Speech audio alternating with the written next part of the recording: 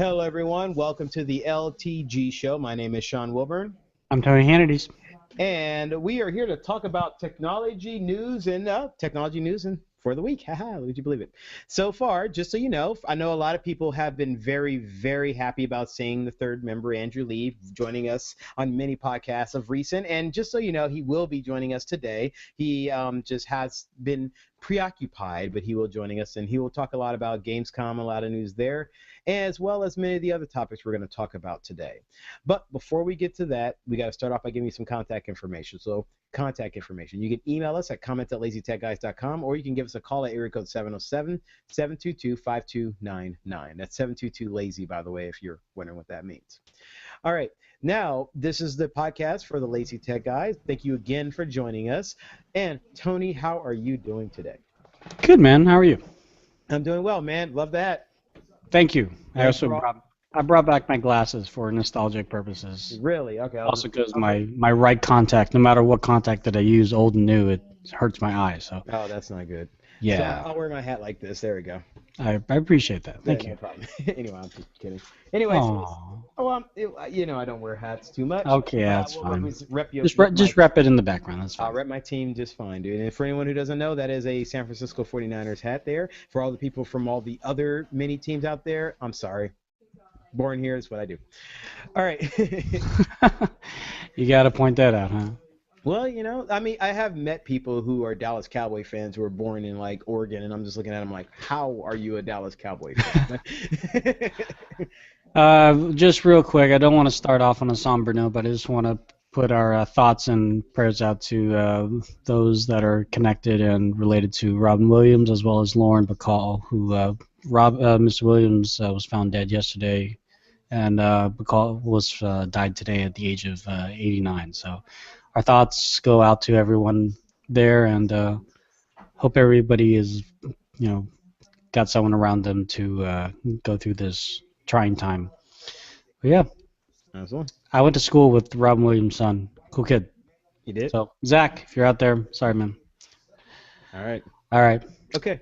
So Let's talk about Maseratis. How about that? So we got a lot of time. So yeah, we're going to talk about a funny Maserati story. We're actually going to find out that Comcast has been getting not picked on, but they've been getting even more in the news. Great stuff.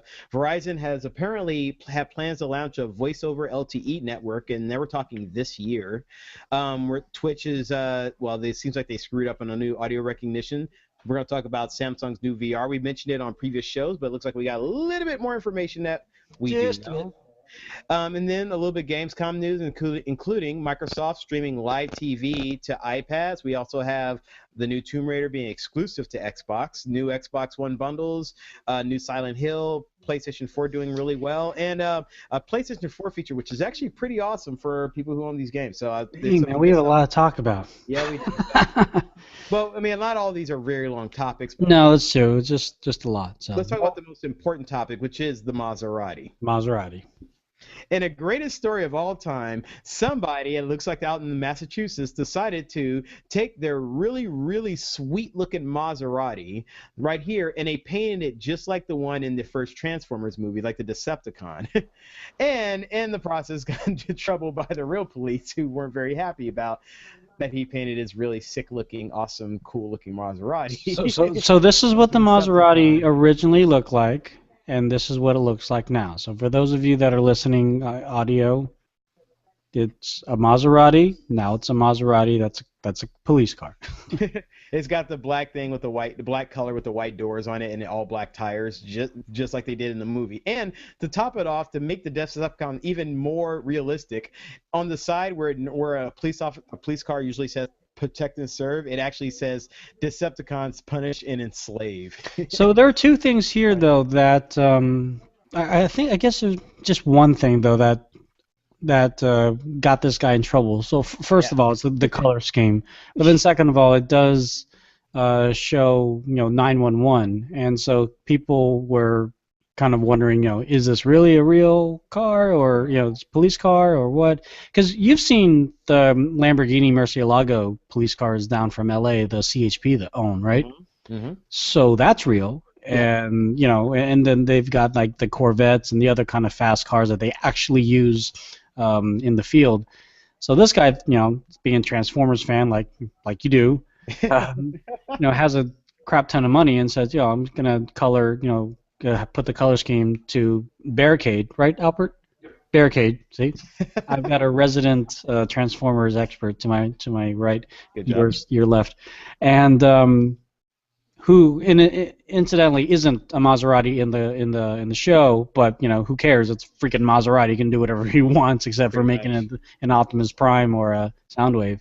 But yeah, I know a few things. But yeah, this is pretty cool. But yeah, he got in trouble. Can't you? What is it? They got him on impersonating a police officer. Yeah, what sucks because I've seen some Crown Vics that they're rolling around that still have the light next to the rear view mirror, and like, are you a cop or are you just some guy that bought that at an auction? And it's not always clear. They bought that at an auction, dude. Probably, because I don't. Because there was that. I don't know if you ever watched the famous show, very very critically renowned show called "Pimp My Ride." Were you familiar with that show? There was a skater. I'm going to call him a skater punk because that's all I can say at the moment. It was a skater punk guy that bought a car. Incidentally, it was an old police car. It still had the police the color scheme to it, and to differentiate that he wasn't the cops, he actually had to spray paint black X's on the white part. And obviously his friends gave him crap for it because police and skaters don't mix. It's like oil and water. But in any event, in the end he got a grind rail connected to it and an exhibit, popped his collar and pimped his ride and everything. But the fact of the matter is, if you're gonna put this amount of effort into making your car one of your favorite Transformers, you might want to put a little bit more research into what the ramifications might be. So that's all I'm saying. You know what? I think he might have gotten away with it if he didn't paint the door. I mean, if he painted the doors but did not put the protect the serve and the 911 thing. Yeah, I think the shield was also the same shield as the local police too, which was. Oh, or it was just a police style shield, but still, the average layman wouldn't know the difference. So. Yeah, and there's a lot of Crown Victorias that look like police officers. Oh, that's not a cop car. You can just tell. Oh wait, no, but this one you would not know. Either way, it's a sick looking Maserati, and I'd ride the living crap out of that. Now, I do want, on a side note, and we'll move on. If you ever see a Crown Vic and you're not quite sure if it is a police car or if it's like an undercover cop, if you go and look up in FHM.com how to spot an undercover car, they give out a really good amount of information on how to realize, oh, that's a regular car or that could possibly be an undercover cop car, and it's quite interesting. I'm sure by then, between the publication of that article to now, things have been changed, but I've noticed a few things. Oh, you're probably not just the civilian. I will drive the normal speed. I was just saying. Or just drive the normal speed. That's a lot to ask, man. No, okay, let's go ahead and move on. You know what? Because you kind of get there at the same time regardless. Anyway, you do. Comcast has been in a lot of crap lately. Not because, they've been screwing. Well, not especially the company, but it looks like that their customer service reps has been getting a lot of flack. Like after the recent Ryan Block cancellation call fiasco, when that entire conversation got recorded, it looks like other people are recording the calls. And Tony, it looks like we have another event. So what happened in this situation? So first off, there's this whole subreddit on reddit.com where people are kind of giving their experiences with Comcast customer service and the nightmares that are happening. And there's this gentleman by the name of, oh gosh, what's his name? I had it right here. Davis. Yeah, that's his last name at least. So Tim Davis. Yeah, thank you. Tim Davis. He actually has his own podcast where he talks about, well, according to him, life, liberty, and the pursuit of trying to get over on Comcast on this particular situation. He was moving from one location to another, and because Comcast was the majority holder of internet connection and wherever he's at, he had to keep Comcast. He couldn't go to any other service. So, but instead of hiring a technician to come out and reset up everything else. He just decided to do the self-install, which, as you know, should be free. You know, basically you're physically taking your modems and moving it to the other location, and you call Comcast to activate the cable, the coax cable, and everything's bing, bang, boom, should be done. And he initially talked to the representative and said, I'm not going to be charged for any of this. Like, no, you will never see a charge. Everything was okay, but then what happened, the actual connection started to drop after a couple of weeks and everything. And so he got a technician to come out, and they fixed it. And then a couple of weeks after that, he got a bill, and on the bill, there were some line items that surprised him. He was charged $50 for wireless network setup, also charged $32 for failed video setup, and also failed self-install setup of $99. So he was charged just a little under $200 for something that he was promised by the initial representative that he was not going to be charged. He then called Comcast and said, you need to remove these charges. They kept on telling him that the charges were valid, and he said, no, they're not valid because the first person that I talked to said I wouldn't be charged. And they kept on saying, well, you know, these are valid charges. This can't happen, especially when you call out a technician. That alone costs you $50.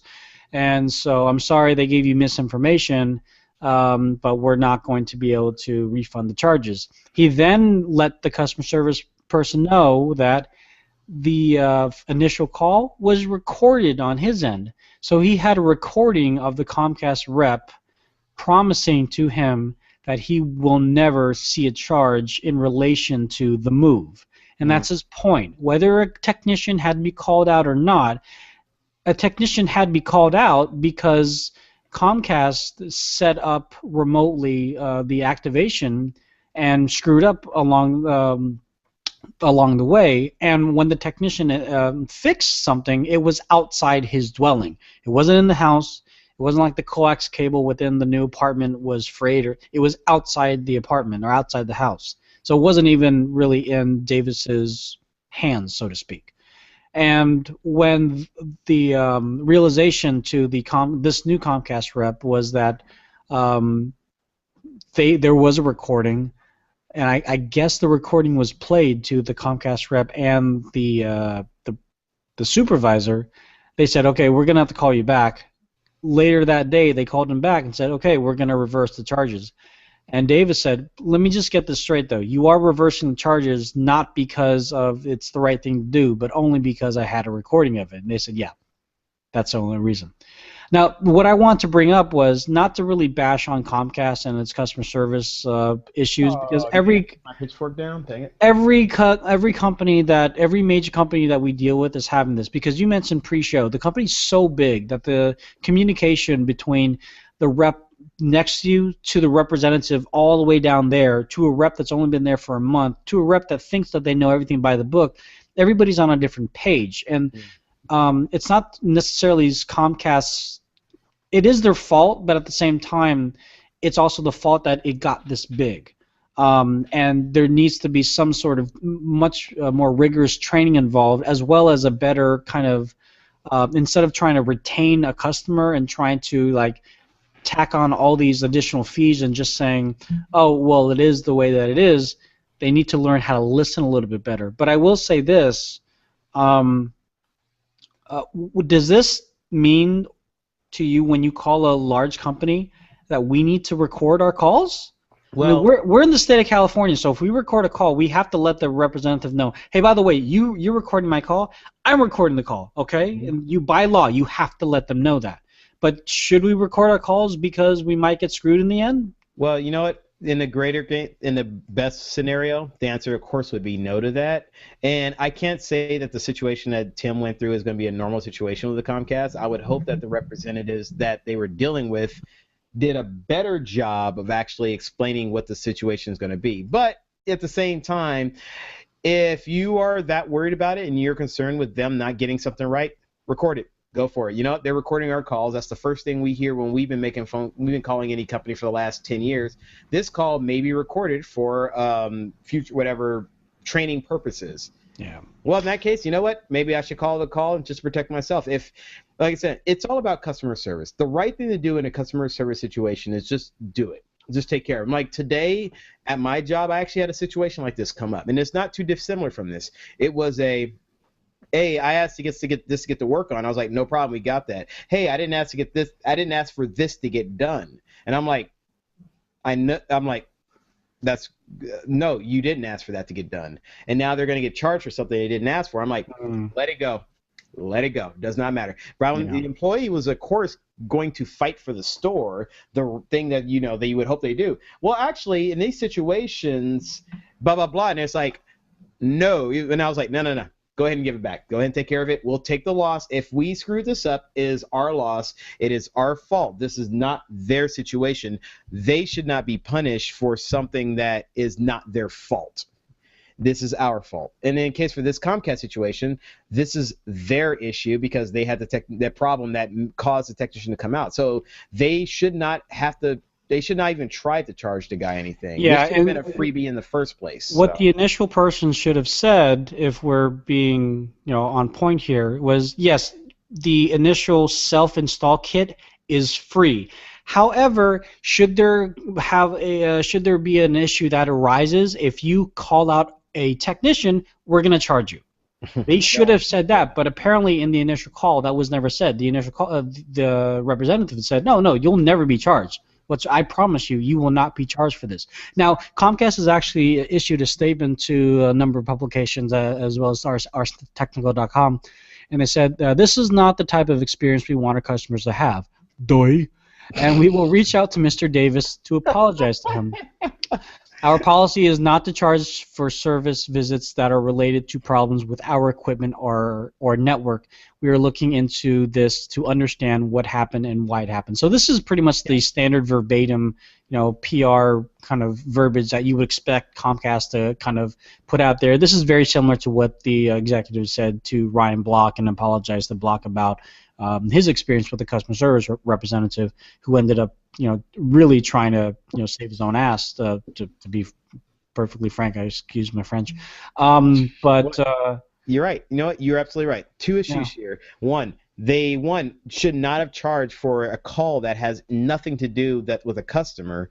That is absolutely correct. So it does not matter if he recorded the call. The employees of Comcast should have recognized, wait a minute, this is not an issue that the customer dealt with. This is our problem. We should not be charging them for it. And two, they should have been trained better, as you stated a minute ago, to do this right. It's like, oh, wait, this is the right situation. Like, they just need less of a robot, someone thinking on their toes to sit there and think, you know what, this situation is different. Let's do the right thing in this situation. Like I said, just listen. Just listen. Stop thinking, because the computer automatically charges it, that it is a valid charge. That's not. Computers and programs are created by people, and people and computers can make mistakes. Yeah. It happens. So let's go ahead and move on. But before we do that, Sean, I'm getting a note from Mr. VJ Bognot that my volume is louder than yours, and then he also notes that he's recording our call. That jerk. Yeah. Anyway, so all right, so. But at least he told us, right? Yeah, there's nothing more we. Yeah, well, I'm doing. Can't do anything now. Well, yeah. Yep. Step away from the mic. I'm just kidding. Oh. No, when I think about VJ, he's a big freaking beep. Okay. No. So one last thing here. Everything, talking to the robot, my biggest issue or I've ever had with any company actually has been UPS. It gets to the point where they are literally by the book until you get to the supervisor. Literally. And it's just like, and when I've ever had an issue that I knew good and well they couldn't tell me, I'd say, hey, how can I help you? Let me talk to your supervisor. Here's the deal. I have stuff to do. I know you're reading a computer, and you cannot deviate from the computer. And if you have to deviate from the computer, you have to go to your supervisor. So just send me to the supervisor now and just alleviate all this madness now. Yeah. So, yeah. Anyway. All right. Now, this is interesting, and this also shows why companies are moving more and more toward data. Verizon is announcing a VoLTE plan, voice over LTE. Tony, what you got going on here? So voice over LTE with Verizon has been a work in progress ever since the LG Revolution came out in 2000. I want to say 2010, 2011. So it's been a few years, and the at least here in the United States, that the Revolution was the first phone to publicly, um, And a I, all I, back I, print. I guess publicly support VoLTE, not on a greater scale, but they proved that it does work and that they could use it. So now, finally, that Verizon has announced that they will be launching VoLTE in Q4 of 2014. But for those of you that are still using the kind of old school technology of CDMA, which stands for CDMA, you'll still be able to get your phones until 2016. Um, so basically what that means is if right now if you're running a Verizon phone and you happen to fall into a 3G area, you're not using GSM 3G, you're actually using CDMA 3G. So this is basically the rollout of just kind of the both networks of the VoLTE is going to overlap CDMA, and then eventually CDMA by against 2016 is going to be what they call sunsetted. The 2G networks have been sunsetted. I think it was like last year. So if you still had a 2G phone, Verizon and some of the other companies out there like AT&T and Sprint kind of gave you a free phone with a contract, I believe, but it was just a free phone. I think even the tax was paid for, and just to kind of make sure that you don't have any kind of interruption of service. And I got to tell you, even with a free phone, because there was a contract associated, people were not happy. I was still in the mobile game at that point and trying to make light of a bad situation for some people. They just were not feeling it because as cool as CDMA and LTE is, in certain areas, and Sean, you can attest to this, like Inverness or Fairfax, these newer technologies don't get out there, but the older ones did. And it's like, well, why would I want the newer one if I can't get service? Like, well, the older one's not going to work anymore because we're shutting it down. So you need something, you know. So, in any event, the one of the first phones that supposedly will support this, at least on the Verizon network, is going to be possibly the up and coming Apple iPhone 6 or 6S or 6C or 6.5 or iPhone Sexy because they're going to put a play on word on there. I don't know. Or iPhone Air. I've heard the iPhone Air. That's also going to be a thing. Oh, that actually makes more sense. That's not bad. I could probably play with that. Like, okay, iPhone Air. Sweet. Okay. So is this changeover? I mean, what they're doing with the VoLTE is not too dissimilar from what the Comcast Digital is doing with the landlines, right? They're just pretty much digitizing it all through the internet and sending the calls that way. Yeah, so if you ever done a phone call through apps like Viber or Facebook Messenger or even Hangouts, like you can do a call through Hangouts, that's basically that's voice over LTE. Obviously, at the point it is right now, the quality isn't the greatest, and so it would be a little bit better to have the as it is right now. Technology is basically catching up to it, but the benefit of having VoLTE over standard voice network is that it's of having a voice network and a data network is just a lot to maintain. So if they're able to put that spectrum to better use and expand the LTE spectrum to basically circumvent and encompass the old CDMA spectrum, as long as the megahertz match up, then you'll still have your voice in more places than you ever did before. So. You know what? I'm starting to wonder if. And you'll have like voice calls like down the basement when you couldn't do that before. I mean, that's the one big thing that LTE can do. It can pass through walls and basements a lot better than CDMA and GSM does. I'm starting to wonder if some of this is because data is not regulated the same way that standard over-the-air transmissions are. I wonder if their push for this partially has to do with the fact that they have better control over what happens with the data versus over-the-air standard like regulations for phone, like they were dealing with the FCC. So well, I mean that's the thing. The FCC or a lot of things stem from the privacy concerns as well too. The NSA can definitely grab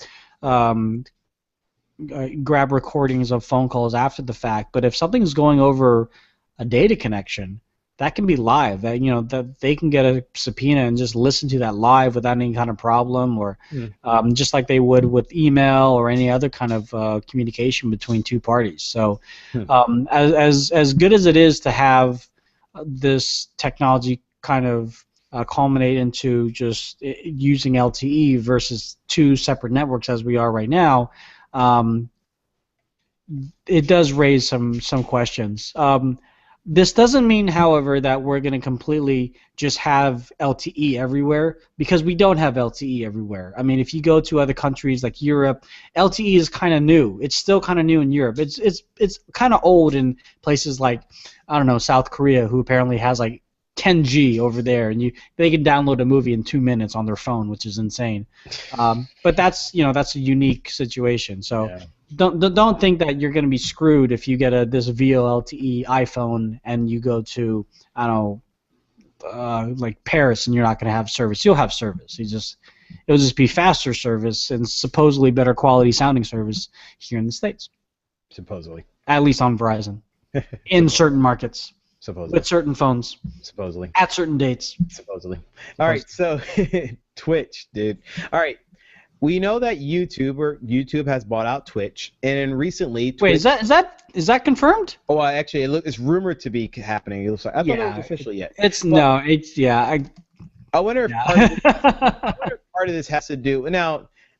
I wonder if part of this has to do with the fact that they're looking to do so. Maybe Twitch is trying to clean their ways. But anyway, so Twitch TV. Actually, do you ever watch that or use that network at all, Funny? Yeah, no, I want to, because I feel like I'm missing out. Oh, it's a great way if you don't want to play games and you don't have time, but you want to play games, I think that's one. Yeah, I want to. I just don't have time. It's not even I don't have time to play games. I don't have time to watch people play. So like when my son like wants to watch like gameplay of Minecraft, or what else does he watch? Like Call of Duty, Ghost, and things like that. Like we don't go to Twitch. We go to YouTube.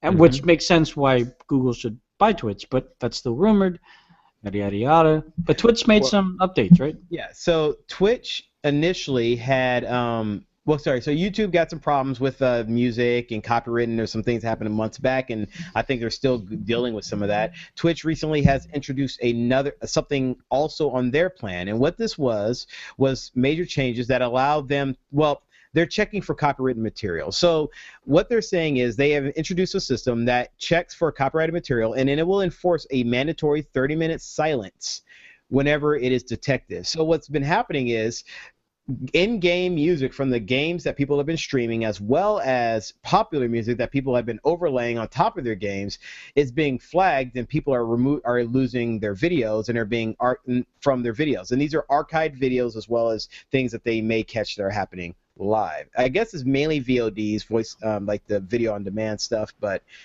this pretty much got people really, really going crazy because, everyone is losing their videos the same way that YouTube, and a lot of people had lost their videos on that network also. It's been pretty crazy how it all happened.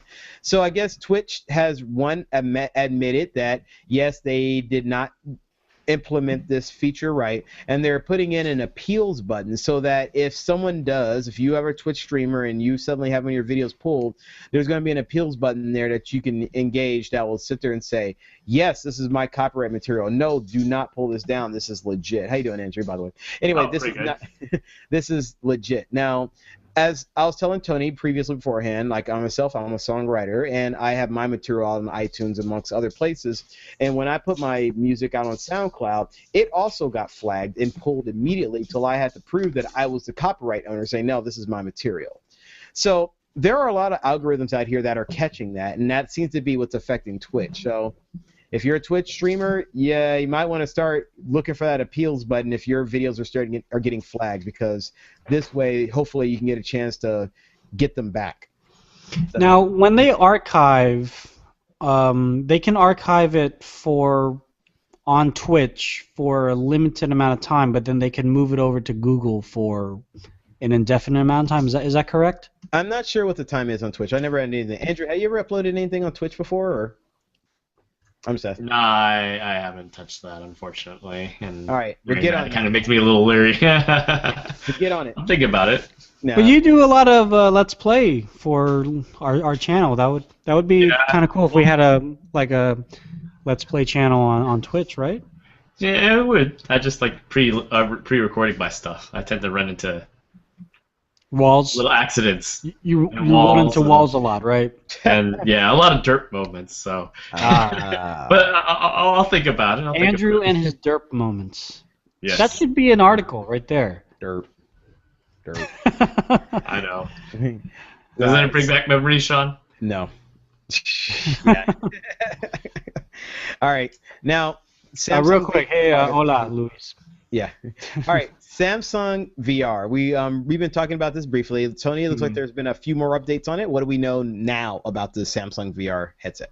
So the screenshot that The Verge captured here is basically the Samsung VR, aka Project Moonlight, kind of torn apart with the Samsung gamepad that we've already seen earlier this year.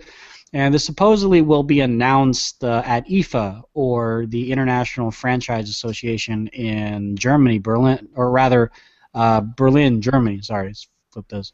And it's going to have basically a VR experience quite similar to the Project Cardboard that was shared at Google I/O this past year, at Google I/O 2014.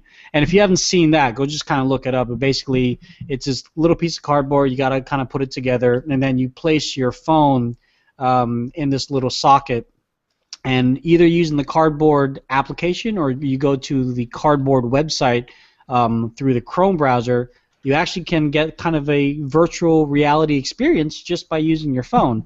And so Samsung has kind of pulled that technology and is possibly going to use it on their own.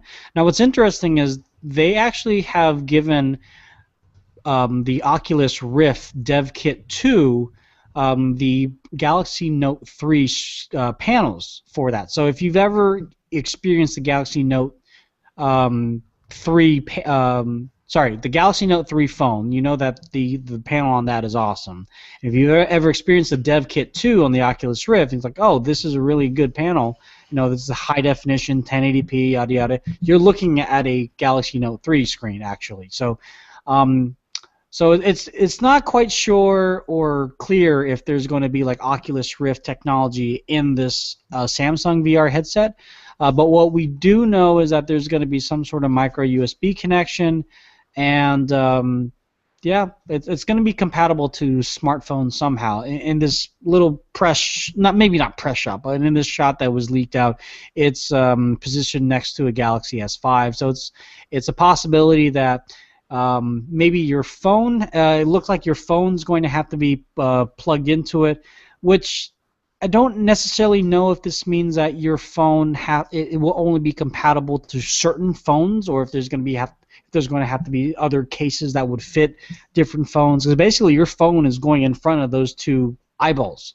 If you could envision that little case that's on the right in front of those two little lenses, your phone clips into that, and then it clips in front of those two little lenses, and whatever is on your phone, you're going to control with the Samsung gamepad, which is literally, like I said, how the Project Cardboard works with Google. So I'm excited for this because it's just really just going to expand and help get the VR environments and technology and competition out there, because we're getting something that is as vastly experienced with Oculus and obviously Project Morpheus from Samsung, or rather from Sony, and now Samsung and Google is kind of going at it at their own way. So it looks kind of ugly, I get it. Kind of going past that, because this is more than likely the alpha dev kit. If there's something before alpha, that's what this is. But I said the first Galaxy Gear kind of looked ugly in the screenshots, and it was exactly the way that it looked when it came out. So I don't know. We'll see. Yeah. Well, no ugly, Samsung. Yeah, please no ugly. No ugly. Take a hint from HTC and LG. They've gotten a lot better in their overall hardware design and things like that. So. Yeah, they have a thing on the wall that says no ugly. They do. In English, Yeah. of course, not in their native language. All right, so all right, let's take a quick break here, and then let's thank our sponsor, which is Audible.com. Now, we like Audible.com because, well, it's just a great audiobook service. They allow you to enjoy books in a new way. They allow us simply to be more productive in our daily lives, and because it's a very compatible service, it works with it works on many different platforms, including iOS, Android, and it goes on and on about all the different platforms. Now, they have over 150 titles to choose from, and when I look at the titles, you get a lot of good things. Like you get a lot of the latest and best sellers out there, like Richard Phillips' The Second Ship has been popping up on there. We also have a variety of different stories, like here's Queen of Hearts by, oh God, I can never, Miss Bowen, and then we have like Big Little Lies by Leanne, and I can get that last name because I can't read and not wearing my glasses, Moriarty. Now, they also have a large variety of different genres. Like they have different arts entertainment, you have comedy books, they have kids books, history books, fiction, nonfiction, nostalgia books, and it goes on and on. Even romance, if you're, like romance novels. And all these books are read to you by professionals, audio enthusiasts who are really doing a great job of conveying the story. And this service allows you to simply enjoy them. Now, a great thing about Audible.com is this is a subscription service, so you do pay monthly for it, but essentially the payment of a month kind of pays for a book every month. What you're doing is you're committing to buying a book a month, how this all breaks down. A lot of books cost more than the monthly fees, which is only $15 a month, and a lot of books are actually at $20, $25, $30, and you can actually get a book free every single month. So as you continually stay with the service, you keep getting more freebies, and you get discounts on other books. It's all around a great service. Plus, great stories read to you by professionals, sounding fantastic, working on every device. audibletrial.com/lazy. That's the URL you use to check it out. Sign up, audibletrial.com/lazy. I want you to use it. Sign up, enjoy it. Enjoy your free book. Definitely pick something really good that you can go ahead and listen, enjoy yourself. And after you listen, you'll get hooked. We know you will. So audibletrial.com/lazy. Go ahead and check them out. Sign up. We'll enjoy it. Enjoy your free book. And most important of all, we'd like to thank them for being a sponsor of the LTG show. All right, Tony, now this is one that you kind of hit my way. Xbox One. All right, so I guess we're going to talk about Gamescom now. So the rest of the topics has to do with Gamescom. Gamescom. Which, last time I checked, video games seems to be a pretty big business nowadays. Really big business. So let's talk about one announcement that has been made. Microsoft is now going to allow live TV to be streamed to your iPad or iPhone in a future update. Tony, what do they got going on? Yeah, so if you've got an Xbox One and you've got a smartphone of some sort of the popular operating system, whether it's iOS, Windows, or Android, soon, they say soon, I'm sure in the next few months, not tomorrow, but soon, you'll be able to stream your local TV, whatever is basically going through your cable pass-through, on your phone without having to slow down your internet connection, without having to have like the video snapped next to your gameplay and thus I guess shrinking your gameplay screen at all. And you can pause, play whatever that you're watching on your phone and continue the gameplay of, I don't know, Tomb Raider. We'll talk about that in a second. Woohoo! Whatever the case may be, and I think that's really cool because it literally is kind of giving you that second TV or second screen experience. And so, for example, if you're a big football fan, as you can see, Sean and I are, but you want to play, I don't know, like Grid 2, like I know Andrew plays on his computer. I'm trying to incorporate all of us here today, right? I know. Except Andrew has yet to upgrade his Xbox to the One. So let's say he got the One, awesome, because his roommate Albert bought him the One, and he's really cool like that, right? He's really cool like that. And but Andrew wants to play Grid 2 or whatever, but I want to watch the Niners because that's all that really matters on a Thursday night or whatever. I don't have to push Andrew off the TV, although I will try with my darndest. But I'm a nice guy, and especially on Thursday nights, I don't get a lot of rage in me. So I'll let him play, and then through my phone, I'll connect to his Wi-Fi network. I'll use the Xbox Smart Glass app, specifically the Xbox One Smart Glass app, and I will be able to watch live TV. And I can change the channel, go to the correct channel, whatever the channel is. I forget what it is right now. And then I can watch my Niners play. And if it's a really awesome play and that deems that it needs to be shown, the play needs to be shown on the large screen, then I'll kick him off. And he has nothing to say. Yeah. All right. But what was there was a little bit of a confusion because what happened was that initially when this was announced, first this was announced in Berlin, so a lot of people thought, oh, this is only going to Europe. No, it's going worldwide. What's only going to Europe at first is this new TV tuner that works for people that do not have HDMI boxes. So I don't have an HDMI box upstairs or even down here. My Xbox is and everything connected down here to the TV over there. Although it is a beautiful the flat screen, we actually have coaxial cable going into the back of it. Don't ask me why. We do. Just deal with it. But if I wanted to, with this TV tuner that again is only available in Europe right now for $40, I could connect that into it and use the coaxial into that, and then plug that into the Xbox One, thus giving me the same cable pass-through experience that everybody else has been using with just the standard HDMI. People thought that you had to use this cable tuner whether you had the HDMI or not. That's not the case. You don't need the tuner if you have HDMI. You will need the tuner if you don't have HDMI. So HDMI, no tuner. No HDMI, you need tuner. This update's going to everybody, hopefully live in the next few months. It'll be free. It's just another great reason to get the Xbox One. Again, I do work for Microsoft, third party, but this is just a really cool update that they're doing. And yeah, I'm excited. Seems cool. Oh, it looks like we got a couple people in the audience. Hi. Hey, how you guys doing? All right. Good day, Mr. Good day. Good day. All right. Now, another thing that has got announced, and this was at Microsoft press conference, and this definitely got the internet really, really looking crazy, is Tomb Raider. The next Tomb Raider game, the follow-up to the previous Tomb Raider game, will now only be exclusive to, according to what the reports are saying, the Xbox One, and they're not going to release it, as of what we know for now, for PC and PlayStation 4, even though the previous games were out on the PlayStation 4 and the PC. What? Yeah, exactly.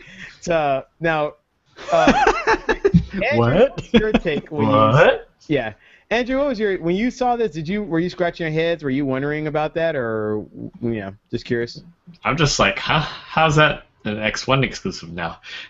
I guess. Yeah. So yeah, I'm with you on that same thing. Tony and I were kind of talking beforehand, trying to explain why people are really upset about this. And by the way, if you're watching this, people are really pissed about this. And the reason why, it actually kind of goes down to when I found a Mashable article, guys, and in the Mashable articles, the comments there do a great job of kind of summing up why people are kind of upset about this. First one, these companies get more stupid every day. Oh, well, so, that's... yeah, this is literally how they say. You want to relaunch a franchise, and it ends up being exclusive. And this guy says, I would want to play this on my PC at 4K res. I don't want to play it at sub-HD resolution on my Xbox One. Next, they're just leaving money on the table, so it's their loss.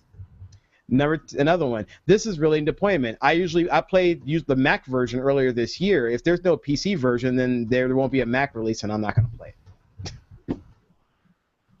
So, it is very interesting. As for people who are wondering, Microsoft is not publishing the game. It's still being published by Square Enix. It's still being developed by Crystal Dynamics, so the people who made the last one. And people are upset. People aren't very happy. And in a way, and not as this is a very gentle slap in the face for all the people who supported it.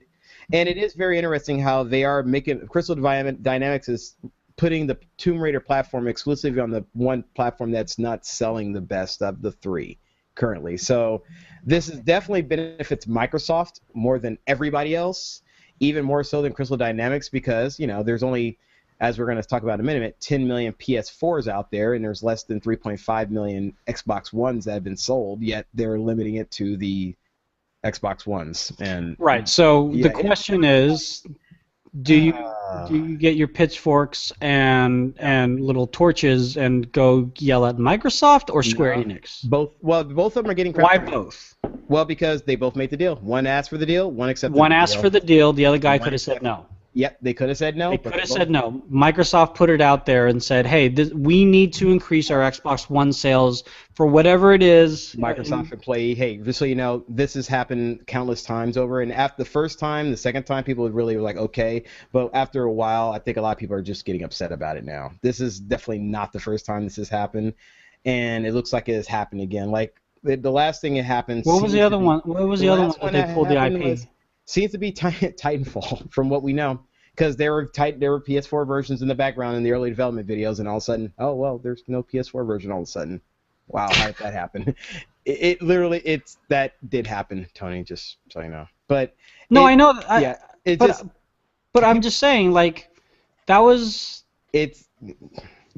If the company Bungie, who's no longer directly affiliated, they're not directly affiliated with Microsoft anymore. Not anymore, no. And Destiny, they can say no. They can say we want to be a multi-platforms. Exactly. So the thing comes down to, if you have a new franchise, and now here, when Tomb Raider launched last year, and Andrew, you and I had this discussion. When Tomb Raider launched last year, they sold 3 or 4 million copies, and they said it failed. Remember that, Andrew? That conversation we were having. We were looking at what kind of they said they had a number they wanted to get, and it did not get that number when they released it on 3 platforms. So to follow up, you're going to release it on 1 platform. How does that make any business sense at all for Crystal Dynamics? Right, and that's why I'm saying it's not necessarily Microsoft's fault. Crystal Dynamics should look at that again and say we can't just be on 1 platform. We need to be in multiple platforms. And be on not just the consoles, be on Steam, be on the computers. And the reason why people are getting after Microsoft is because Microsoft has the financial ability to make that happen. And people are saying, so you're paying them to prevent me from playing the game. And that's how people are taking it. Effectively, that's what it sounds like. Yeah. And this is PC and PlayStation people all upset. And keep in mind, Tomb Raider sold better on PlayStation. It's been a franchise that's been associated with PlayStation, even though it came out on PC first. And it's kind of associated with those 2 platforms. And the platform that's getting the next one is neither of the platforms from the people who have always bought the game. So it's kind of like a slap in the face. And people are upset about this. And people get it. And yeah, they're upset at both of them. Microsoft for doing this again, and again, and Crystal Dynamics and Square Enix were saying yes. So the only way for people not to be upset at a company to have people just want to play exclusives is to only do it with new IP? Either. So yeah, I was trying to explain this to him. New IPs get a pass. Yeah, new IPs always get a pass because they New IPs get a pass because they're new. They figure that it's a small team working on it. That's the reason why games like No Man's Land, I think, is getting a pass, and the Ori game, that Xbox One exclusive, is both also getting a pass. Because these are small teams, they can't work on 5 platforms at one time. You can't expect 5 guys to do that. They don't have the money and the financial ability to pull it off. So, okay, fine. You give a pass to studios that you own. The reason why Halo did well, as we mentioned beforehand, and before thing is, Bungie was owned by Microsoft at the time Halo was made, so it only became out on Microsoft platforms, and would you believe it, no one cared. Everybody was like, it's fine with it. That's the reason why games like Uncharted and Killzone gets a pass, because Sony is playing for those games. They're making those games. Halo was supposed to come out on Mac first, actually. Yeah, that's right, and then Microsoft got in, So, but then another game is, another one that's coming out, this Bloodborne game that's coming out, that's out. That is coming out sometime in the next couple months. Sony apparently is paying for the development of the game. Okay, so since they're paying for it to be made, they have the right to decide where it goes. In the case for the Tomb Raider, Crystal Dynamics has shown full intent that this was going to come to all platforms. They pretty much announced at the end of the previous game, yes, there are going to be another game, and then as time went on, now it's like, oh, wait, it's only coming on 1 platform now. And it's like, wait, what? And that's why people are upset. So it's because people can't play the game, and essentially the people who've always played the games, PC and PlayStation people, can't play the game now because from what it looks like, Microsoft gave them a lot of money and said, don't release it on these platforms. Then Crystal Dynamics needs to make a statement as to. Oh, they did. And what did they say? our friends at Microsoft have always been huge potentials. I mean, has huge potential in Tomb Raider, and we believed in our vision first unveiled with them since our stage, blah blah, in E3 2011. We know they will get behind us and support us in the past, and that's why we're kind of making exclusive. And I'm like, that's it. So they're getting the financial backing. Bingo, that's what it is, and that's why people are upset, because the guys with the most money are giving them financial backing and preventing other people from enjoying the game. No, I'm not saying it's right. Yeah. I'm not being Mr. Microsoft. I mean, they're screwing a huge portion of computer gamers too. So don't think I'm just saying because it's Xbox. I'm pro that. I'm not pro that whatsoever. But I'm just saying that. I just don't want the finger just to solely necessarily be on Microsoft, because they're getting the limelight for this when it's really the publisher had the end decision whether they want to do this or not, and they made a poor decision. They really did. Yeah, and it's weird how I'm just like thinking like how much, because there's a lot more money at this present second today. There's a lot more money in the PlayStation landscape than there is in the Xbox one. But you know what? Maybe they feel Microsoft is going to come back, and if they help them out, they can do so. Maybe there's something behind that, or maybe they gave them so much money that it's like, well, that many millions, fine, no problem. We'll delay the game on the other platforms. You never know. I mean, Microsoft. Microsoft needs something to get their numbers back out there, but that's a different story. Yeah. I mean, no, I say it's the same story, but that's a different podcast. Guillermo del Toro. What movies has he done already here? Dude, Pacific Rim. Pacific Rim. Yes. What other movies? Pan's Labyrinth. Pan's Labyrinth. That was the weird one with the eyeball hand thing. Yeah, why not? Yeah. What other movies? Yeah. So apparently he's working with this guy I know, you might know here, Hideo Kojima. Kojima-san! Yeah, it's Kojima-san. And they're working on the next Silent Hill game. Silent Hills. What? Plural. Yeah. Silent Hills. Now, they announced this as a teaser. Let me see here. It looks like they announced it at the Sony conference that was today as a teaser called PT. Now, if you guys have not had a chance to watch this or listen to this, if you're listening or watching this, check this out. Look up PT. I guess you could put periods between that. Teaser, and I guess you'll find it on Sony's website. But it is a very scary, freaky thing, and they show like clips of people playing the game, and all it shows is people screaming their heart's content, like, ah! Like they're freaked out. I don't know if I want to watch the teaser. Yeah, well, they didn't show It's almost midnight, man. I don't know if I want to go to bed after this. I don't want to stay up. But either way, it looks like Hideo Kojima and Mr. Del Toro are working together and using that technology to make the new Silent Hill game. Is that Daryl? Yes. Yeah. That's what I know some people are gonna go crazy when they see him. A lot of fangirls that I know of. They're like, ooh, Walking Dead. And by a lot of fangirls, he just means him. No, that's you. That's just all you, bro. No. Oh, watch Walking Dead, so that's on you, man. Yeah. So so Andrew, did you ever play Silent Hill game or anything? Oh no, dude. Scared of them? It's bad enough that I don't get enough sleep already, so yeah, I try to avoid those. But I think it's a good combination, though. I mean, see, Mike loves the game. See, I'm with you, Mike. I only played one game, and I got scared crapless to the point where I couldn't finish it. I forget how good the game is, and after looking at that, for people who love horror, yes, good job. Yes, I'm with you, Mike. Well, I think it's going to be pretty good, anyways, because I mean, you got two guys with the brains that kind of have that sort of movie-esque. What's the word I'm looking for? When they kind of execute their cutscenes, like when they try to tell the story, and you can see that with MGS4. You can see that with even though Pacific Rim is debatable. I know some people didn't like it, but hey, it's entertaining. So you put those, 2 and 2 together. Well, I mean, it's got potential. So we'll see. Right? I don't know if I'll play it though. Just so you know, because we have someone else in the chat room, really annoying by VJ. VJ? Del Toro also did Blade 2 and the Hellboy movies. All right, well. Yeah. So is that a good thing, or is that I'm joking? I don't know. It's a thing. I like Hellboy. It's pretty good. My wife actually just finished Hellboy today. It took her like 3 trips to the gym because she watches it while she's doing cardio. She says it's good. Yeah, Hellboy's fine. Actually, I enjoyed Hellboy. Yeah. So did I. I don't think I really liked Blade 2. Blade 3 was crap. I think Blade 1 was really what just made it for me.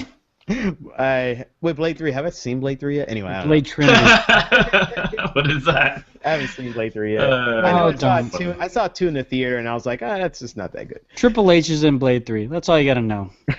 Thank you. Yeah. If See? Stone Cold was in it, then we'd be fine with it. Sony has sold Yeah, so. to customers 10 million PlayStation 4s. What? Why is this like brand new news to you, Andrew? Because it is. That's, No, but I mean, what? yeah, that's a lot of things. So if you look at the rate they're going at, in February they announced that they had 5.3. We're in August and they're at 10. So That's crazy. No, good for they're Sony. doing like 4 or 5 million every. That's a Happy lot. days. And That's a lot. Yeah. And the funny thing about, I saw a rumor that I don't know if it's true or not. I saw it on this one website that was called Inside Derp or something, and they were saying that they moved 200,000 PlayStation 4s when The Last of Us Remastered came out in the 24 hours or something like that. And I was like, then the thing is, in the same article, they also said that Sony was just about to hit 10 million, and everybody's like, yeah, right. And then less than a week later, Sony announced that they hit 10 million. So I'm like, did they really move 200,000 PS4s in a week in 24 hours? Which would be just nuts because that's a lot of freaking game consoles. Yeah, so congrats to them. Wow. Yes, keep it up. Keep it up. But they announced something that's actually far more interesting and far cooler, and that's this remote play, share play feature. So Yeah, this is cool. yeah, so Tony, did you read kind of what this is about? Kind of read about this a little bit, or did you kind of keep up with that? Yeah, I thought this was kind of what you would be able to do with the Xbox One. I could have been wrong. Maybe they pulled this, but basically, this will allow you to play the PS4 games with your friends, even if they don't have it. Is that correct? That's correct. So, Yeah, that's crazy. I mean, that just means I obviously would have to own the console. That means you're not a true gamer if you don't own both. And also means that Mike's not a true Blade fan. Anyway, so Yeah, go he's on. definitely not. Mike's No, you are absolutely. So this is actually very similar than the at the time rumored feature of the family sharing plan that Microsoft announced. This is also very similar to the Far Cry. What ended up to Far Cry 4 feature they announced? Yeah. So what they've done, when they at E3 this past year, Sony announced that on Far Cry 4, if you don't own the game, you can play multiplayer with somebody who does. If you can play multiplayer with someone, if you own the game, with someone who doesn't own the game. Now they have announced features saying that they can do it up to 10 times, and it's up to 2 hours per sharing session. But the idea is, hey Tony, want to play Far Cry 4? I have the game. You say you don't have it. You say you're like, say, hey, doesn't matter. Want to play some multiplayer? You go, okay.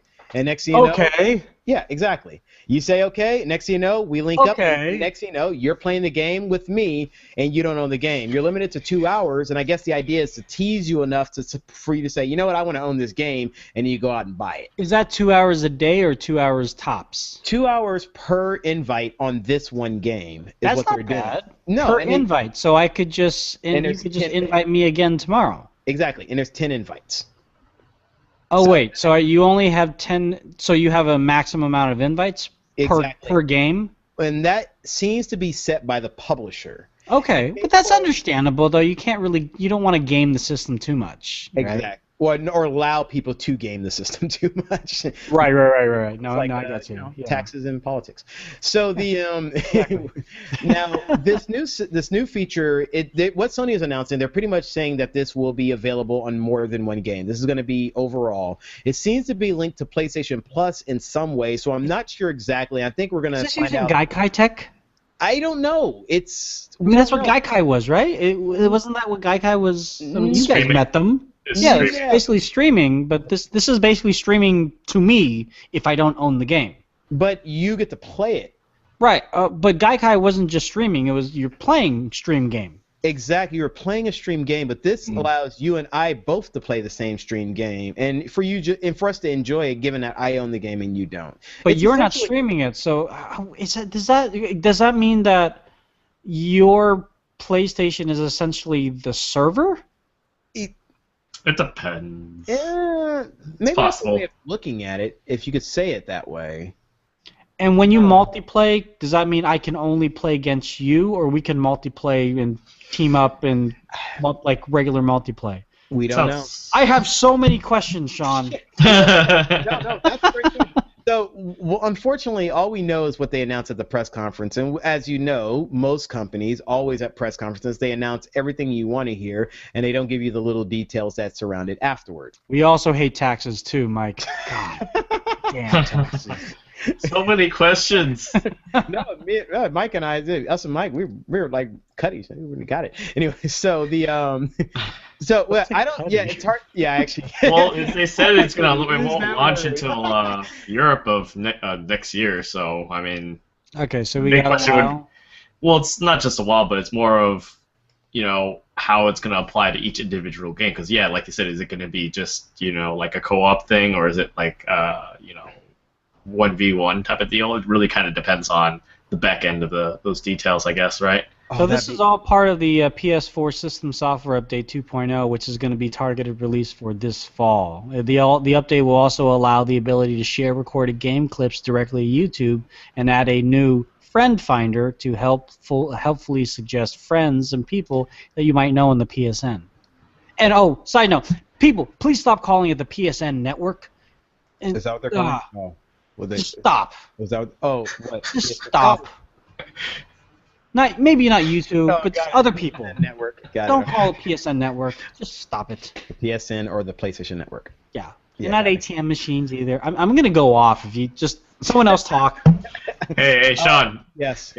It says third paragraph that it'll be using the same kind of Gaikai stuff.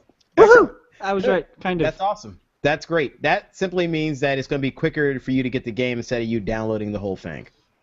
That's what that means. That's you know what? Anything that makes an experience seamless, faster, and just overall better is just better overall. Which kind of goes back to real fast the Tomb Raider thing, because by limiting on one platform, if that game comes out and it does not get any good ratings or something happens and they don't say it looks that good or doesn't play that good, it's going to hurt the sales of all future platforms.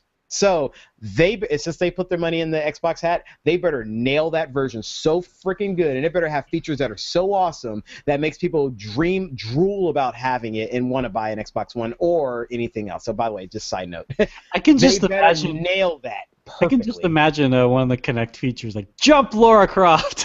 Oh God! If that happens, I could see Conan O'Brien already screwing it up. Oh, I know. Yeah. Conan will screw up everything is awesome. That's why I like. Yeah, but that's how I remember the last Tomb Raider. Go watch Conan O'Brien's Clueless Gamer episodes. They're hilarious. They're great. Yeah. But anyway, at Gamescom, they both had their conferences. There were a lot of games really announced for both. Like, they unveiled or talked about Ori for Xbox One was announced. I heard it looked great. I haven't had a chance to check it out. I heard that there was a couple games for the PlayStation 4 they announced that looked pretty good. I think the one that I looked at that I liked the most was called Alienation, which was made by the same guys who did Resogun, which looks if you guys look at it, just look at the destruction. It just looks like sick, just crazy arcade, like stuff we would have put quarters in when we were younger and goofed off with. It's from the movie Alien, for those who... No, it's not. Are we talking about Alienation, the TV series? No. The old thing? There's Alien Isolation. Oh, sorry. I thought you were talking about Alien Isolation. Alien Isolation. Okay. That's no, this is by another house mark. Okay. This was just stuff that was announced today. Now, Alien Isolation, we don't know about that game. I'm hoping is good. I really hope that game is good. It's like, please be good. Mad Max is coming out too. Yeah, as well as Mortal Kombat 10 or Mortal Kombat X, whatever they're calling it. That's pretty great. That I have faith in. Yeah, no duh. Mortal Kombat. Unless they bring back full motion video. Oh God. Well, shoot, why not? They announced that remake of that Resident Evil game, which is great for Xbox One, PC, and PlayStation 4. It's a remake of the GameCube Resident Evil remake, which is really better than the original PlayStation version of Resident Evil. So I watched that movie and I played that game a little bit. Well, yeah. Well, the best Resident Evil is the last movie. The first one, the last one's the best one. I also saw the anime thing, which is kind of cool too. Those were both good. They had two of them. They were both really good, actually. Go check it out. Netflix got them. Yeah, and those are both closer to the video game. So anyway, okay. All right. Anyway, so real fast, Tony, I know you work for Microsoft, but looking at the features of the Xbox One iPad features, the Tomb Raider exclusivity, that kind of stuff that makes you say, you know what, this will definitely get it, or things maybe what the Sony's announcing with the sharing with your friends kind of a thing. I'm just curious, real fast. Yeah, I mean, I think the sharing feature is a much more user friendly, whereas the TV thing is kind of cool. But if you, I don't know,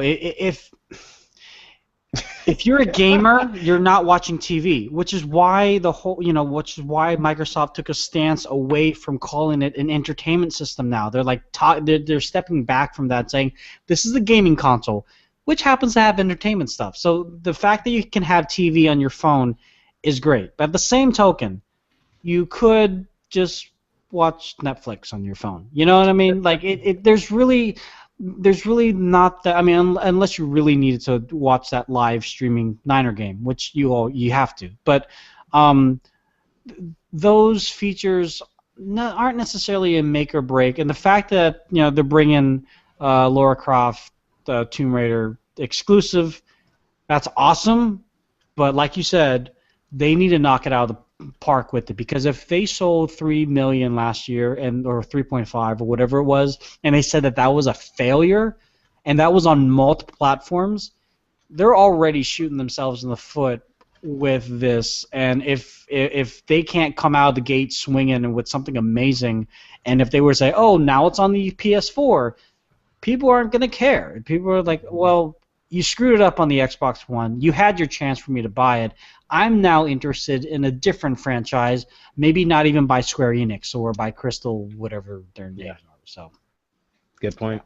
That's you know what you stated there is it's kind of exactly. It's like that's exactly. So what about you, Andrew? I know you just now following the video game news. I know you don't watch it as much as anyone. I'm joking about that, by the way.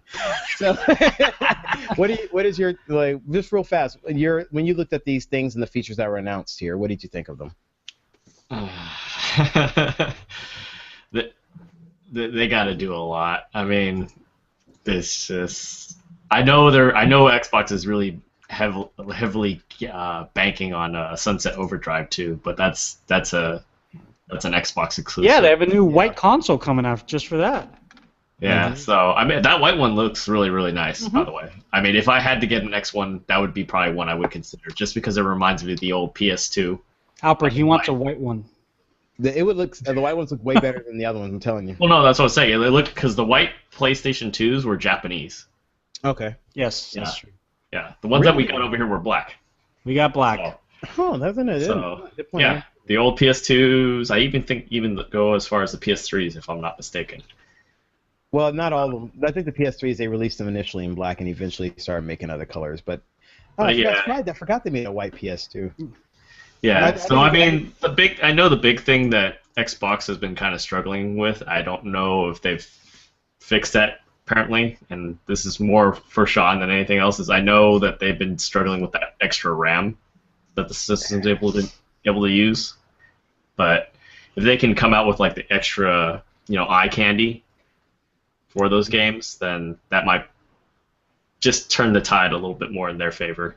Yeah. Well, some of that one commenter mentioned, if you experience on a 4K screen at, full 60 frames per second, going to an Xbox One, which could, possibly only handle 30 or, lower than what they're experiencing, they need to ramp that up. They need to figure something out in order to get to the full 60, and have that kind of high-end experience gameplay that they're touting. So I'm just going to end it on this one here. Everything you guys are saying is exactly on point, and this is exactly Microsoft's problem as far as catching up. And yeah, Tony, I agree with you. The Tomb Raider exclusivity, that's like, oh, that's kind of cool, but I'm like, yeah, but you know what? I've only had one platform my entire life. So, like example, I had a Genesis. I didn't have a Super Nintendo for a long time, so there was a lot of games I did play. There was a lot of games I didn't play. And then, you know what? That's fine. You know what? This is one game, and you know that the other platform will have plenty of games. So people who bought one and didn't get the other will still have plenty of toys to play with. The other thing is, what Microsoft is fighting more than anything right now is perception. As crappy as this is, and until they can get over this perception, they're going to have a tough time. And this is the perception. Hardware that costs the same as your competition, that delivers performance that's less than your competition. For games that cost exactly the same amount. That's the problem they have to come over across. Because at this moment, it's like, well, I could buy it on platform A or platform B. At this moment, now both hardwares cost the same. At one point, one was more expensive. But now they both cost the same, but platform A gives you a better performance than platform B. All right. And then more of my friends have platform A than platform B at this point. They have to overdo that because they have to get a person to say, you know what, I know my friends have that, but I want to get this experience over here better. And it's going to have to be an experience that's going to be different from the performance of the games because so far as what we're seeing, the performance of the games is not up to snuff as what the PC or currently with the PlayStation 4 has been delivering. And looking at what they've been doing with Uncharted and the teaser with that and them saying, nope, that's gameplay, it's kind of like, holy crap. What are you guys doing over there in that studio? You know, I love you, Naughty Dog. I wanted to interject one more thing. Sorry. No, go ahead. Because I was going to say, speaking to technically Mike about upcoming games, isn't Far Cry 4 and isn't Grand Theft Auto 5 finally coming out to the current gen? Yes, that's correct. So do you think that's going to be like a match decider? Well, not necessarily long game, but just to kind of, okay, is it going to be one or the other? To kind of. I think they'll be fine. I think people who have bought it on the Xbox are just going to buy it on the Xbox. People who bought actually, no, I apologize. No, I think people who bought it last generation are just going to buy it on whatever they bought this year. And I've seen a lot of people who going from Xbox to PlayStation, and I've seen a lot of people who stick with Xbox and a lot of people who stick with PlayStation. They're just going to go with whatever they have.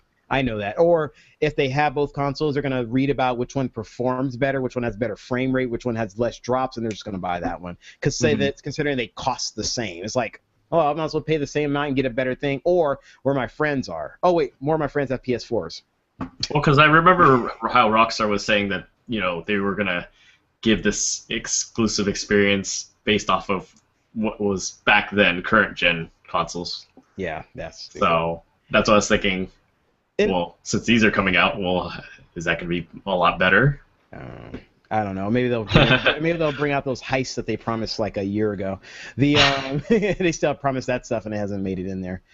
But Grand Theft Auto Online was a lot of fun.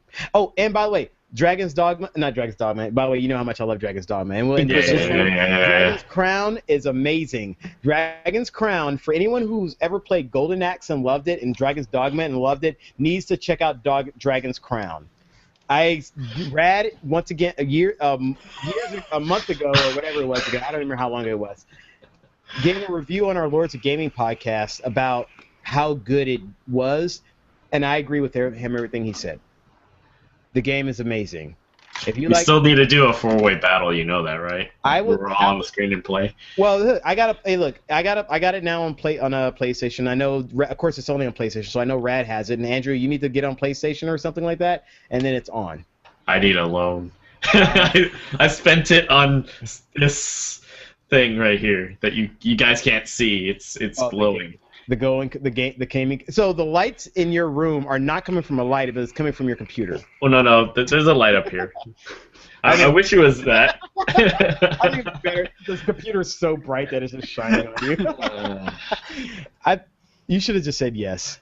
Yeah. Just go with it. Ask you if you are a god, you say yes. Remember that? But this is not underglows on a car. This is not neon lights, even though they kind of look like it. I used to go to streetglow.com every week just to see what they had on sale. Never bought anything, but always wanted to. I want to put some stuff in my car under my seat so I can just look at my shoes in purple colors. Anyway. Oh, I used to have that. Ask my old friends. Do you still have them? No, I'm kidding. It was in my old car. Do you still have them? No, I'm kidding. All right. Thank you, everybody, for hanging out with us. We ran a little long today, but it's fine. I hope you guys enjoy it. Oh, by the way, about the new releases. So we didn't prepare any kind of new releases for. I forgot who asked for. I forgot it's not in there. Mr. Perth. From Perth, Australia. We will look at possibly doing that in the future, probably getting a list of just new games coming out. Maybe we could talk a little bit about them, and we'll do that for future shows. So we could do like new games, new phones, or something. Yeah. Why not? Each week or each month. Why not? Sounds like a great idea. Yeah. I say we do it. Yeah, because like at least on Tuesdays, that's when the new like in the United States, that's when new CDs go out. CDs are real. New CDs go out. Yeah, DVDs and games. So Yep. yeah, We'll well do maybe that. not games. Games come out whenever the hell they want. So They come out on Tuesdays for the most part. Nintendo likes to release their big releases on Sundays for some reason. well, Sunday for us, maybe Monday for them. I don't know. No, literally No? Sunday, Okay. like 10 o'clock our time and whatever that. And then, you know how most, I don't know, most of these companies like to release stuff in other countries really late. It's kind of jacked up, but hey, it's what it is. All right. Anyway, thank you everyone for hanging out with us. Thanks for all the comments, the interaction. We appreciate all of it as my eye suddenly needs to scratch. Anyway, let's talk about contact information. If you'd like to reach us, you can email us at comments@lazytechguys.com. You can also give us a call at area code 707-722-5299, which is 707-722-LAZY. We'll be getting many phone calls. We'd love to hear more from you guys. You can find us on many social networks, including Facebook, Twitter, and Google+. If you look up Lazy Tech Guys, and YouTube, Lazy Tech TV is the account you want to subscribe to. That is our account.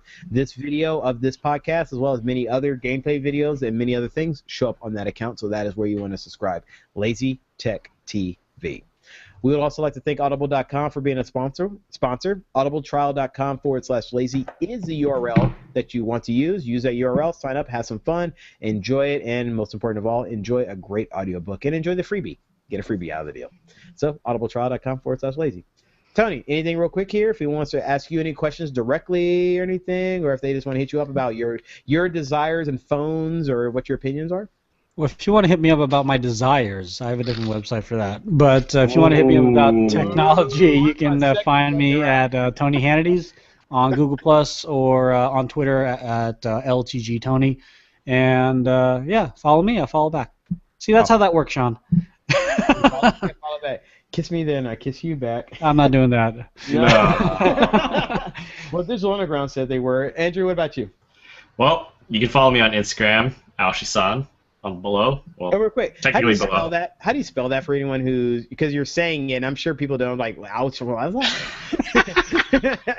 it's the gamer tag I've been using for like forever. So it's AOSHISAN. Now, if you want to follow me on Twitter, I have X's at the end. That's an old. I guess you could say that's an old. That's a 90s high thing. school. Yeah, that's a 90s That's a thing. 90s thing, bro. Sorry, I mean, unfortunately, it was already taken already, so I had to do that. So that's my Twitter account, as you see below, right down there. Yeah, right there. You did that first time. Let me try that. Well, I clicked on the camera too, so But no. I'm cheating. Yeah. So yeah, I run the Let's Play sessions on our YouTube channel. So all those videos, those are me with occasionally our obnoxious Australian friends. Maybe we'll get you Australia. on Twitch one of these days. Yeah, Why are you calling them obnoxious? What's up with that, bro? because anything go. Well, I don't know. They're just crazy. They're fun, NSFW. though. No? NSFW, yeah, pretty Okay. much. Thanks for the And warning then- about the NSFW, though. Yep. Andrew takes his shirt off. Nah, I'm okay. That's our just email us Too much. directly. Just put Yeah. our names on there. We'll respond. Awesome. All right, same for me. You can find my account, the one that you're looking for, which is Sean Wilburn. You can find me on Google+. I also have a Twitter account. I actually have two Twitter accounts. One is LTG Sean, but the main one I use is Sean Wilburn Music.